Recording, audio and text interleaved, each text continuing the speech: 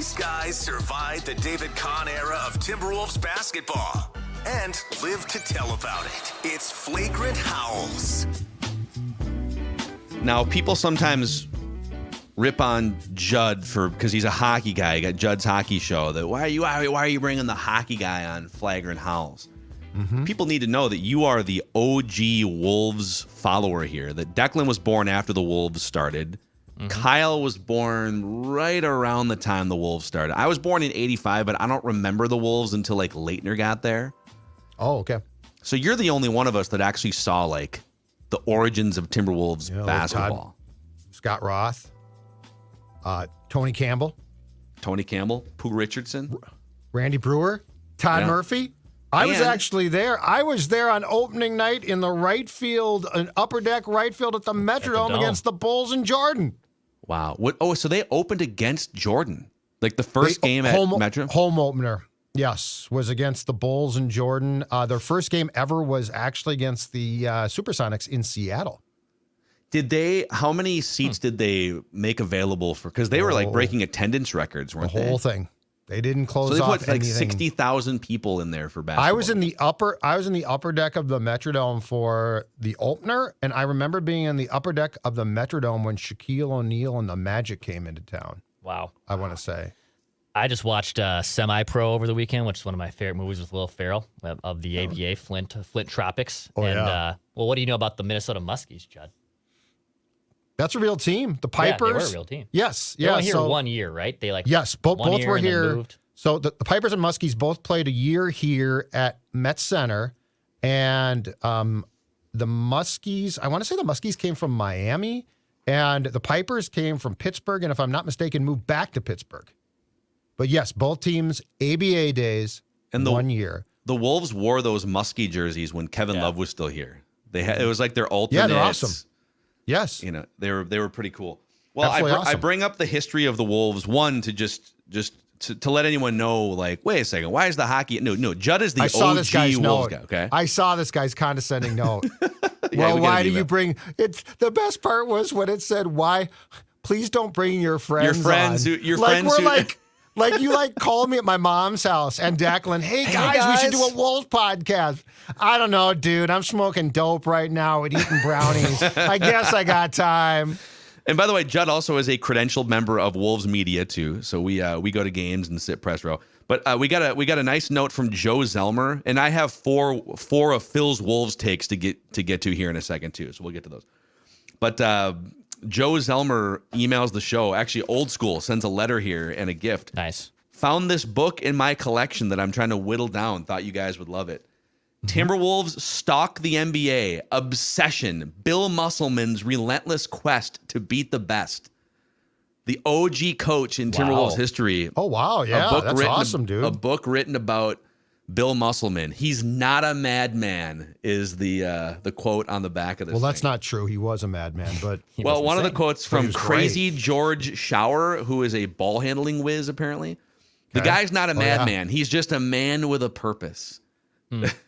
Next to my mother, Bill has been the biggest influence in my life. He's the hardest working man I ever met. Crazy George Shower was part of the. If you, I think it's on YouTube. If you go back and look, when Mussy came here to be the Gophers coach in the 70s, they had the Sweet Georgia Brown thing that Flip loved, where they'd come out in warm-ups and do like Globetrotter stuff. Yeah. And I think Crazy George Shire would like precede them on the court or do like halftime shows. Okay. And Mussy loved it. I love it, man. So thank you for this book. Awesome stuff. All right, here's 4 Wolves takes for you guys. Start with this one. Okay. The NBA had a day off yesterday after the Saturday night championship, and then yesterday was a day off. Wolves start a 16-game stretch that we'll talk about later in these Wolves takes. But my number one Wolves take is this: Rudy Gobert deserves absolute consideration for MVP of the National Basketball Association. Mm-hmm. And here's my logic on this. Now, I know that like if you start to list the front runners, I'm not saying he's the favorite. Jokic. Now, Jokic has had a couple really bad shooting nights, but I think he'll be fine. Jokic is going to be right up there. Embiid's having a crazy season. I think Shai Gilgeous-Alexander as emerging as one of the best overall players in the league, certainly one of the best offensive players on a team that's like second or third in the Western Conference, Oklahoma City. Tyrese Halliburton had a rough night in the championship game on Saturday, but he has emerged with a Pacers team. So there's like some dudes in here. But if I were to say to you, okay, the Timberwolves are the best team in the NBA, record-wise. Mm-hmm. The main reason why they are the best team in the NBA is their relentless, suffocating defense. Mm-hmm. And the key cog to that relentless, suffocating defense by a mile is Rudy Gobert. And offensively, he's been fine. Like, he's certainly not Jokic, but he's been efficient. Lately, he's been maybe even better than efficient. Like, he knocked down like a little 12-foot jumper against Memphis the other night, too. No one's going to mistake him for Jokic or Embiid offensively. But he is the best defensive player in the league and the best defensive player on the best defense.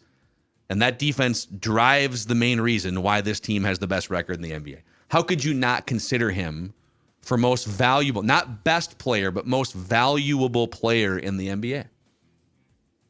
If you told me before the season that Gobert was going to go from being a guy that did not really fit in, and it wasn't all his fault, but certainly the fit was not what Chris Finch and Tim Connelly expected, to being a guy who alters games, I'd be like, really? Yeah. But I mean, yes, he is. In fact, I sent you a note pre-show, Phil, and I said rank like the Wolves in importance of, if this guy goes out, you're in big trouble. Gobert's got to be 2 to Ant, and Ant is out, and they're winning. It's number one. It's number one, dude. Yeah, that's what I'm going to say. Ant has been out or came in and had to leave, and they've kept winning. Now, Anthony Edwards, all these guys are super important. Jaden McDaniels is super important, but they've won all these games without Jaden McDaniels.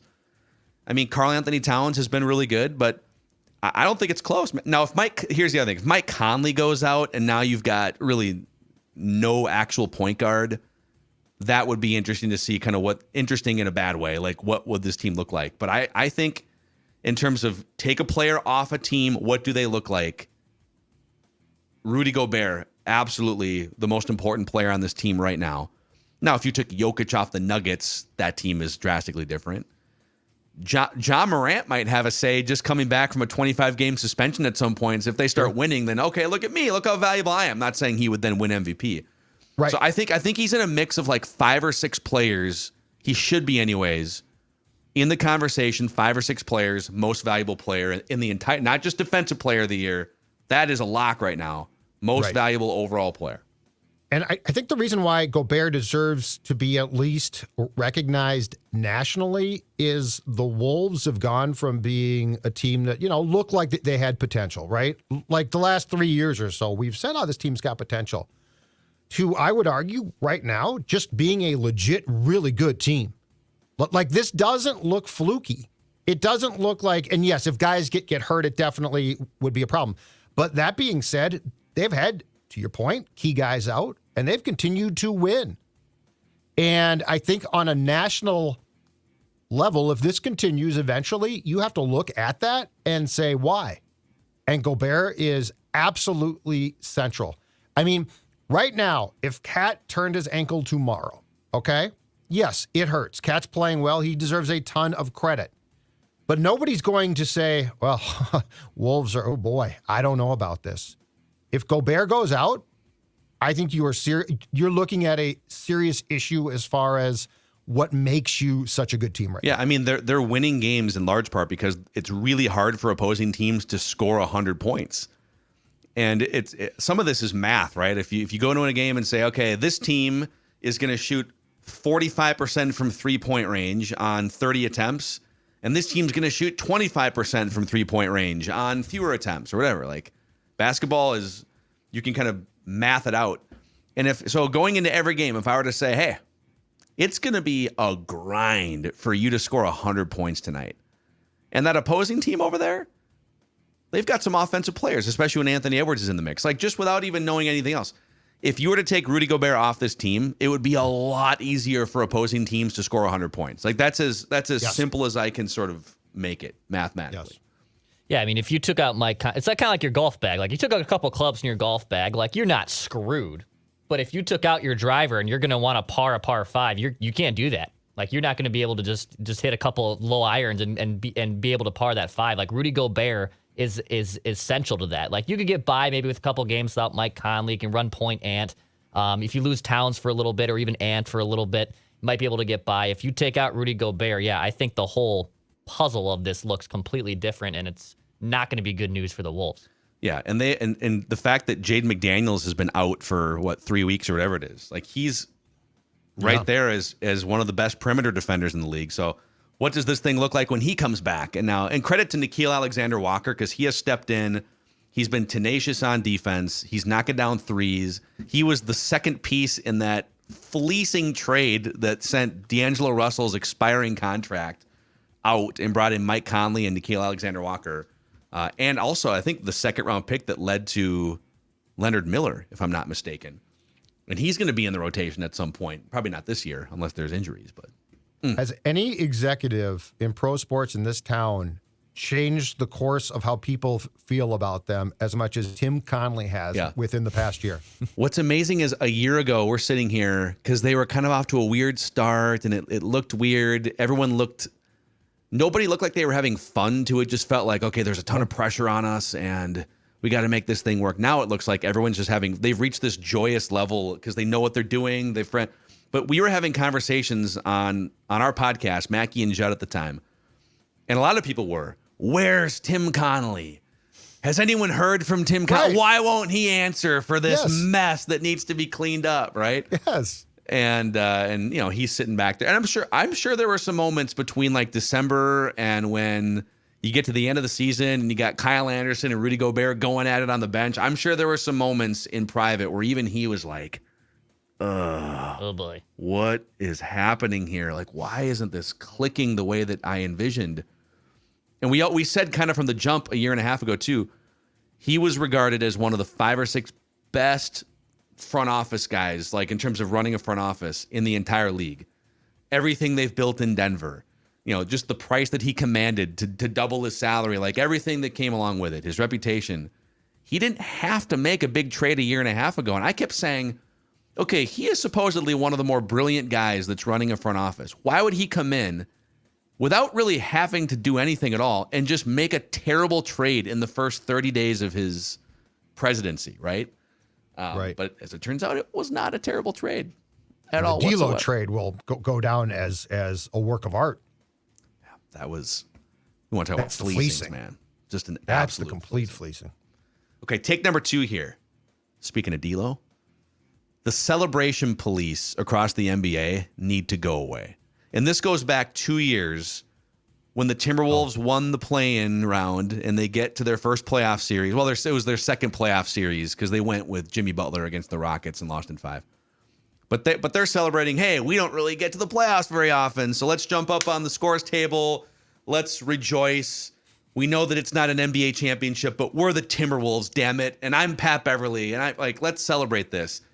And all across the national media the next day, it was, oh, look how dumb the Timberwolves are. And those fans, how pathetic, you're celebrating this, right? And then this year, all I hear from a certain section of even like some Timberwolves fans or Minnesota sports fans, like, oh, wait, it's December. Let's pump the brakes a little bit here, okay? The Lakers, the heritage franchise, and the Celtics. But the Lakers are the George Washington on the Mount Rushmore of NBA franchises. They've got more championship banners and retired jerseys than they know what to do with. They don't have room in the rafters to hang everything. LeBron James might be the greatest player, if not second greatest player of all time, right? They popped champagne bottles after winning the NBA in-season tournament in their locker room in Vegas. If the Lakers are going to pop champagne bottles after winning the NBA's ultimate experiment here, just let fans and teams and players celebrate however they see fit in sports and in basketball. That's my take. Well, and like the Lakers thing, okay, yeah, that seems, you're the Lakers, blah, blah, blah. But the Wolves, that's where I don't get it. Like, what are you... I don't understand. The Wolves are this team that's been clowned, deservedly so, for years, right? The Wolves are the ones I don't get. And I don't know if... Yeah, let us celebrate. If the play-in win was driven by a underground hatred for Pat Bev partially because he was the guy on the scores table or what? But I mean, I can see there are times I'm like, really, you're going to celebrate that? But the Timberwolves fans, I will never rain on their parade, ever. These people deserve whatever they can get. And there are a lot of people in this town who love basketball and have been forced to watch and were forced to watch, for the most part, garbage for how long? And if you're going to say, if you're going to pound the drum and talk about how cursed the franchise is and how they're the bumbling idiot franchise of the league and nothing good ever happens, if you believe that, you can't also then tell people to calm down when they're celebrating something in December. Because if you believe that, then you also believe that something terrible is around the corner that's going to prevent them from being able to celebrate in like May or God forbid June, right? Yeah. So just calm down, celebration, some things. please. I ain't policing the Timberwolves. Go have your fun. Would you enjoy have policed the whatever Lakers? you can? If it was Judd Zolgad on 710 ESPN LA here, it's Mason Ireland and Judd here. If I'm LeBron, I'm like, hey boys, put those champagne bottles away. We celebrate when we win titles. But I think LeBron's doing a great thing for the league by saying he's validating what the league wants this to be a big thing. And that might be part of it. But yes, I do think that this worked out better than anyone expected as far as the in-season tournament. As we discussed, there are tweaks probably, but this is here to stay. And I think it sets a blueprint for a really interesting idea to generate excitement. I think it really does. Yeah, it makes there's really no downside to it because even if you think it's dumb, okay, well, November and December regular season basketball is also kind of dumb, I guess, because it's right in the middle of NFL season. I think they had two choices: either start your season on Christmas and move everything I think one year they did that sort of during the pandemic. Post-lockout, or something. Yeah, they shoved everything forward. They did. It started Christmas Day. Either shove it forward and start on Christmas Day and end it toward the end of July and just get out of football season as much as you can. Yeah. Or make it more fun by coming up with something and just creating something out of nowhere. Yeah. And as I think it gets mocked a bit here in this country, but soccer has proven that this sort of idea works. People are interested if you declare that there's going to be a champion, right? Wasn't there a champions? I feel my wife and I were kind of bouncing around while it was like 35, 40 degrees over the weekend. We're bouncing around. And I wound up, let's go to the local for a little beverage here. Bouncing around. And bar hopping. Yeah, we're bar hopping. And I walked in and I asked the hostess, I said, hey, can we just belly up at the bar? And this is like, mid-morning on a Saturday. Yeah. And she goes, oh, I don't think there's any room at the bar. And I was like, why? She goes, I think there's maybe a Champions League game going on or something. Probably true. I'll do it. Yes. The Champions League is a completely made-up thing, right? Like it's literally, okay, let's just take teams from all around the different leagues and let's create a tournament. Yes. And then those teams, it's not part of your actual like Premier League or La Liga. This is a different thing altogether. And they've just created something like 30 years ago, 20 years, whatever it was. And now we all artificially put meaning behind it. And because we all put meaning behind it, now it means something. That's what they're doing. As Dex said, baseball should follow this. Baseball, hockey. I mean, I know it lost its luster in conference realignment, but like the Final Five was a humongous deal in the WCHA for a while. I know that's conference tournament, but like people love tournaments. Yeah. They love this type of stuff. Yeah. So I think all sports leagues and schools should honestly adopt this type of thing for sure. Why was it 5 in the WCHA? Why did we do the Final 5? Because I think they had expanded teams, and so 4 didn't seem like enough, and so they added, it was what, Dex, a Thursday night standalone?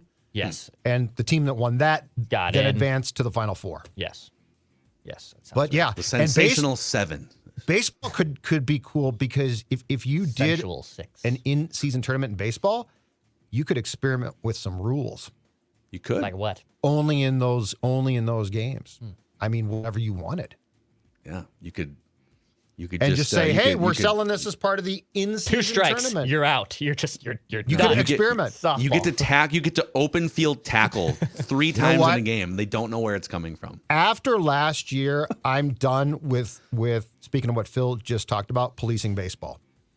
Yeah, let's just try stuff. Baseball tried a bunch of things, and damn it, Dude, most of them worked in my opinion. The NBA is the ultimate. Let's just try stuff league.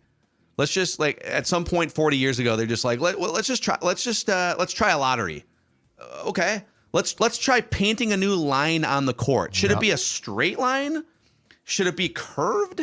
How far away from the basket should it be? They're just like, let's just try it. Let's put a new line on, and almost everything they try for the most part works. So. You should try going to the official neighborhood sports bar of the sports dad, Judd Zolgad, before I get to my final 2 Wolves takes for you guys.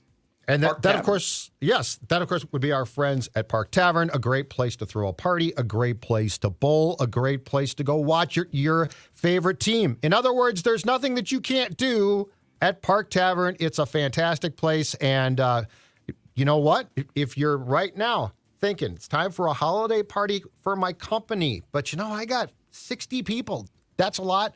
That is nothing for Park Tavern. They can accommodate you, no problem. 952-929-6810, parktavern.net. If you are thinking right now, you know what? It's time for me to get some gift cards because gift cards are great.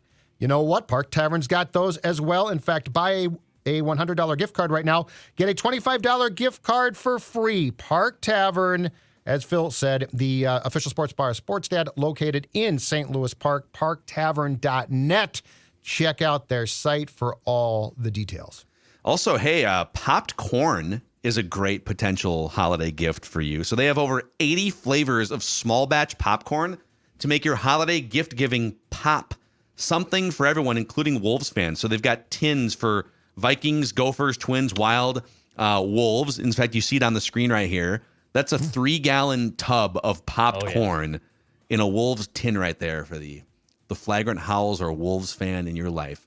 Savory flavors include, but are not limited to, Southwest hot wing, barbecue chipotle, mac and cheese flavored popped corn. Oh yeah, Dill Talk pickle dirty. one is I could eat thousands of them, thousands of those popcorn. They have s'more flavored too on the sweet side. Boys. Caramel. I've got one in the studio. I Oh, got you- a is care that- package right here. Is that it? But- Is that popcorn? Yes. Yes. Oh, look at but that. But Look at that. here's what the note says, and I'm offended. It says Phil and Declan, and then in small it says, and Judd too, enjoy the They popcorn. put like a carrot and said, "Oh, So we this gotta go is back not and for me at acknowledge all. This is not for me at all. that." Yeah, get your greasy So hands anyway, off our this is for hands one off of our you. popcorn, This is okay? for one of you. I'd like to Stop apologize for handling it. There. Poppedcorn.com. That's popped, P-O-P-P-E-D, corn, poppedcorn.com for a unique gift this holiday season. Okay, take number 3 for you guys. I know I just said, hey, celebrate away, celebrate, and exercise a little caution the next month. Don't let the expectations get out of control the next month, okay? So I'm being a little bit of a hypocrite here. But here's what I'm worried about with the Timberwolves schedule. They play exclusively playoff teams and teams above 500 over the next month. It's a 16-game stretch. And then what's funny is once they come out of the 16-game stretch, they get Memphis again like a couple games after, and that's going to be Memphis with Ja Morant. So that might be a different team than you've beat up on so far this year. But I worry that they're playing at this crazy pace. A lot of fans have jumped on board. Maybe some fans for the first time. Oh my God, they're 17-4. Here I am on the bandwagon. Impress me, right? And now their schedule gets really tough. There's a good chance, especially with some injuries, Anthony Edwards probably shouldn't play for a little bit. He's clearly dealing with hip and whatever. No question. Yeah, let's just sit out for a couple weeks. They might go like 8-8 or 7-9 against some really good teams here while they try to get back. And that's okay because they're still going to be, even if they go 8-8 over these next games, they're 17-4 right now. They would be 25-12 coming out from a brutal month-long stretch on their schedule. So I just sense that because I feel like there's some fans discovering the Timberwolves again for the first time, that they're going to lose like 3 out of 4 and people are going to be like, see, the same old Timberwolves. No, they're going to have to weather a storm here. They might plateau, It's still a long season, but they have set themselves up to be able to plateau and still be in first place maybe in a month.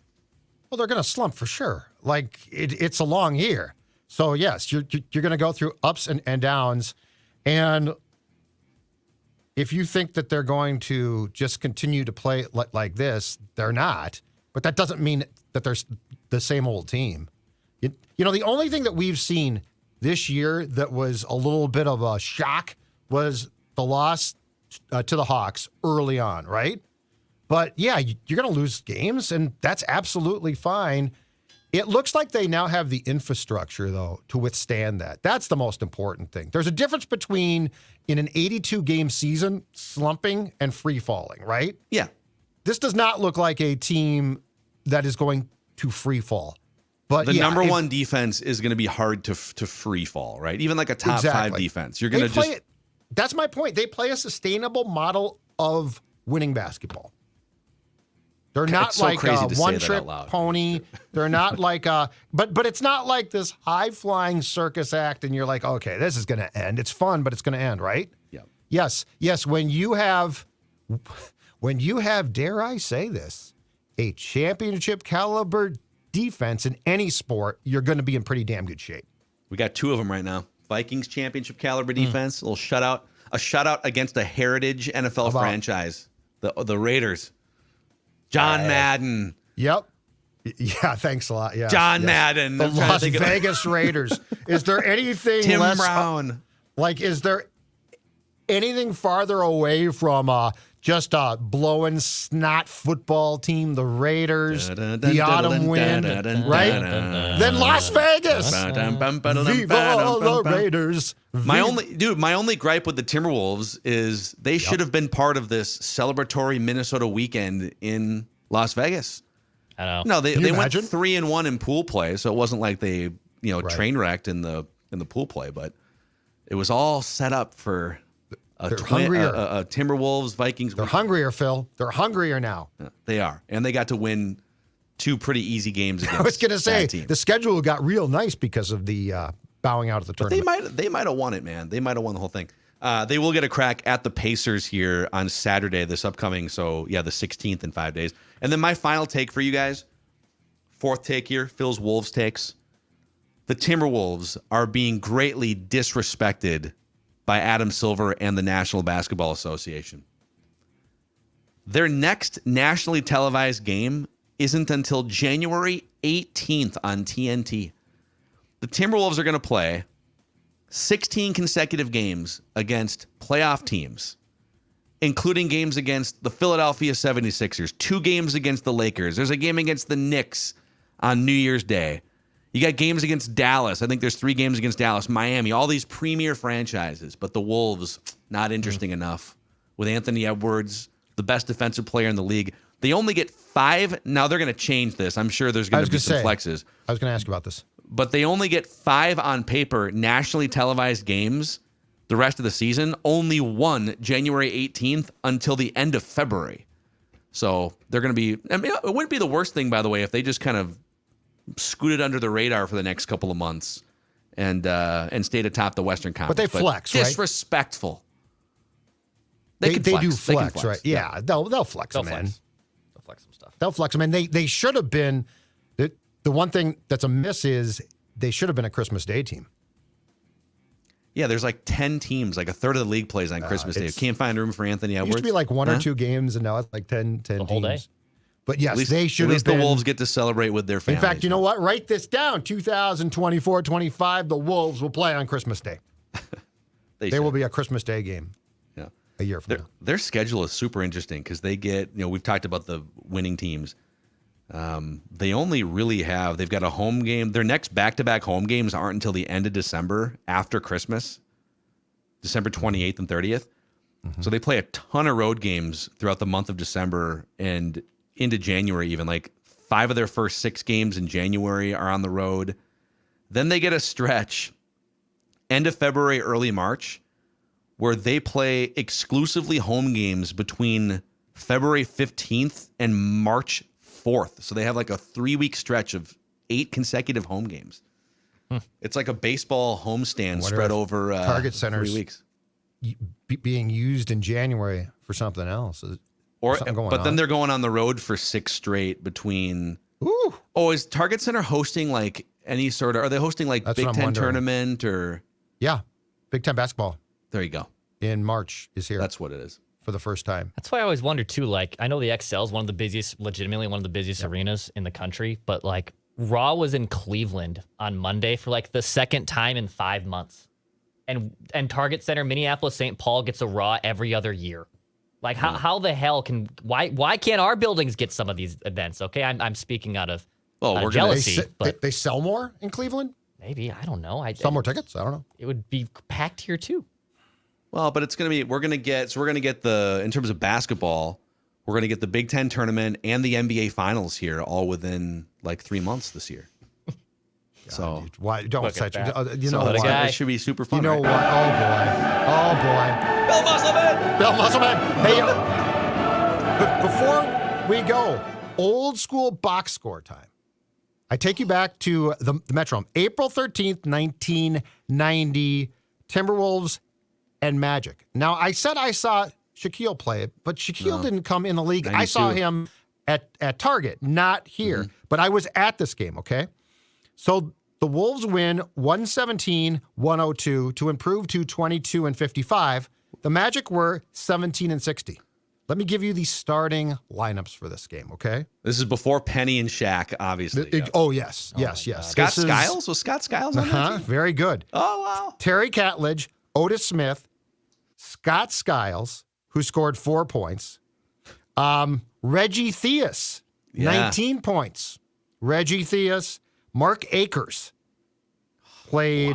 started and played 11 minutes in this game, 0 points. For the Timberwolves that day, Pooh Richardson played the entire game for Mussy. 26 points, He 12 played assists. 48 minutes? 48 minutes. This is Mussy. Like, if you think Tibbs is bad, Mussy was the best of this. Tyrone Corbin, a Wolves high, 36 points, 47 minutes. Todd Murphy with 1D. Let's see here. He scored 4 points, 45 minutes. What? Randy Brewer, 14 points, 11 boards, 4 assists, 42 minutes. And my guy, Tony Campbell, knocked down 27 points in 32 minutes. Here are the reserves. Why'd he get a breather? Was he in foul Here trouble? are the reserves. Here's the best point, okay? 3 guys off the bench. That's it for the entire game. Sam Mitchell, 10 points, 24 minutes. Sidney Lowe, Future coach of the Wolves. a minute. Scott Roth, a minute. That was it. So they played a 6-man rotation except for like Correct. 1 minute at the end of a quarter to give. Who somebody played a the breather. entire game? That's amazing. Wow, dude. That's great, journey man. back in time to the Metrodome gonna say, days. We're of the going to coin Timberwolves. Judd is the official historian of Flagrant I remember Howls here being now. at this game. I don't know why I thought Shaq played because he was still in college. But yes, that is your Mussy. Tibbs got nothing on Muss. Oh my God. Update. The original Tibbs. And Tibbs was probably on that coaching staff. I think he was on the coaching staff. Which is where Watching it he all. learned some of this from. Six man rotation. Yep. There's that beautiful photo of Tibbs in a mullet and like a tracksuit. great. Oh yeah, Yeah. Early yeah. 90s. Looking suave, thin Tibbs Great, as man. well. Hey, if you guys could, Flagrant Howls peaked into the top 30 over the weekend national basketball podcast on the Apple charts. So thank you guys. And Kyle was featured on WCCO TV a few days ago talking on behalf of Wolves fans. As was Declan. And Declan. And we were on there too, I guess. But I know, but Declan. It's the same guy, right? They might have confused Kyle and myself, I guess. I don't know what happened it's there. hilarious. But if you guys could give us a 5-star rating and a positive review on Apple Podcasts, Flagrant Howls, we would appreciate it as we look to keep growing this awesome community of Timberwolves fans. And click the like button and the subscribe button on the Score North YouTube channel. We'll see you guys tomorrow on Flagrant Howls.